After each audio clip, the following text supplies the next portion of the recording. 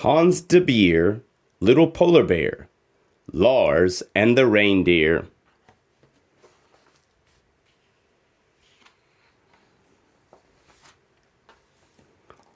Little Polar Bear, Lars and the Reindeer. Lars, the little polar bear, lived at the North Pole. There, among the ice and snow, he felt at home. Most of the year, Lars was white with icy cold. For only a few months each summer, the ground warmed up. Fresh grass and plants grew, tempting the animals who, for the rest of the year, lived farther south. One morning, Lars noticed a thin film of ice on the water. It was a sure sign that summer was over. The animals would now start their migration, as they did every year. Lars heard a chorus of honking geese and looked up. Huge flocks were already on their way to the warmer lands in the south. Lars felt the earth tremble beneath him. Were the reindeer on the move too? He quickly scrambled up on his lookout rock. And just in time, the giant herd rushed past him, a pounding river of reindeer. Right behind them, a huge snowstorm blew in. Thick flakes of snow swirled around Lars. He quickly ducked under a rocky ledge that protected him from the worst of the storm. It stormed for hours. When it stopped, the Arctic tundra lay under a thick cover of snow. Lars loved the first snow. He ran all around, delighted by the huge tracks his paws made. Something moved in front of him. Suddenly, an animal poked its head out of the snow. "Oh!" said Lars, surprised. "Oh!" cried the strange animal, frightened. The little polar bear blinked. "You're a little reindeer?" he said in a friendly voice. "I'm Lars, the little polar bear. What's your name and why are you here all alone under the snow?" I'm Oliver," stuttered the little reindeer. "I lost my mother in the storm. I know she is searching for me, but how will she ever find me? I'll never get to see her again," he wailed. "Don't worry, Oliver," comforted Lars. "Your mother must be waiting for you with the herd. I'll go with you, and together we can look for her. Just tell me what direction the herd went." "That way, south," said Oliver. After they'd walked for a while, Lars asked nervously, "How do you know reindeer know which direction south is?" "I don't know," said Oliver. "We just do." Lars and Oliver came to a river. "We'll have to swim across," the little polar bear explained. "But I can't swim." Oliver trembled at the sight of water.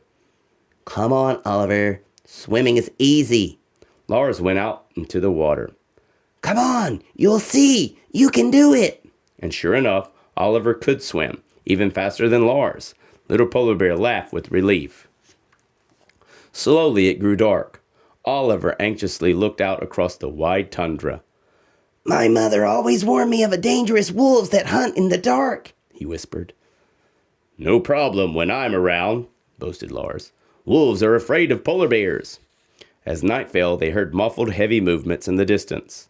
The sounds came closer and closer until they could see eyes glowing in the darkness. Don't be afraid, Oliver," stuttered Lars. "No, don't be afraid, youngsters," growled a giant animal. It was Otto, the great muskox, who stood before them. "Come, rest among us for the night." "You see," Lars whispered a little lighter. "With me, you are safe from wolves." But Oliver was already fast asleep. The next day, Otto the muskox and two of his friends offered to travel along with Lars and Oliver. "The herd can't be far," said Otto.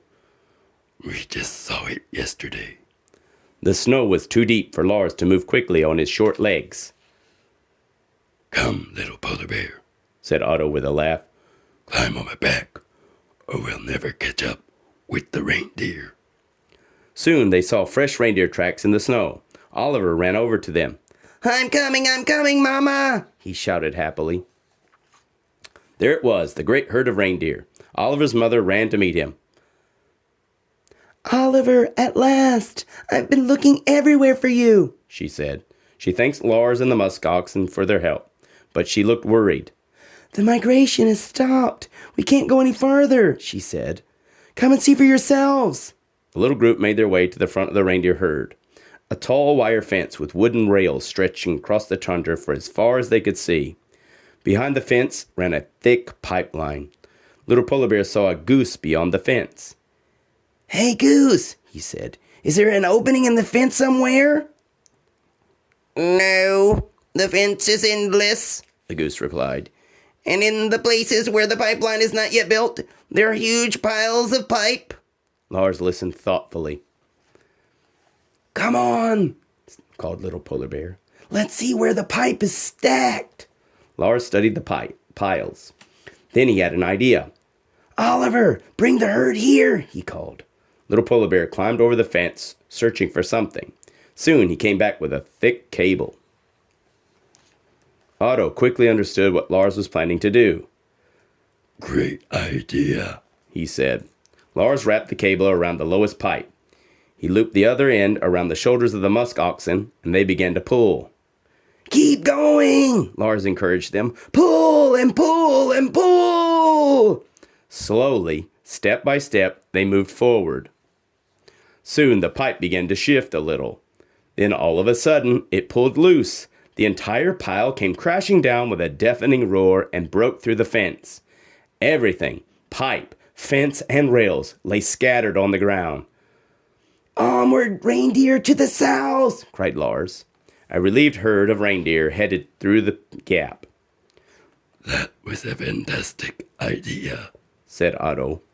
Oliver and his mother thanked Lars and the muskoxen, then bid them farewell. The little polar bear and the little reindeer were sad. "Next summer, we'll see each other again," said Lars. "Of course we will," Agreed Oliver. Lars watched the departing reindeer for a long time. He felt proud and he was happy to see them head across the river toward the forest. But he already missed his new friend Oliver. The muskoxen accompanied Lars all the way back home. Overhead, the last flock of geese flew south. "Bringing greetings to my friend Oliver," called Lars. "And from Otto, too," he shouted, laughing. The end.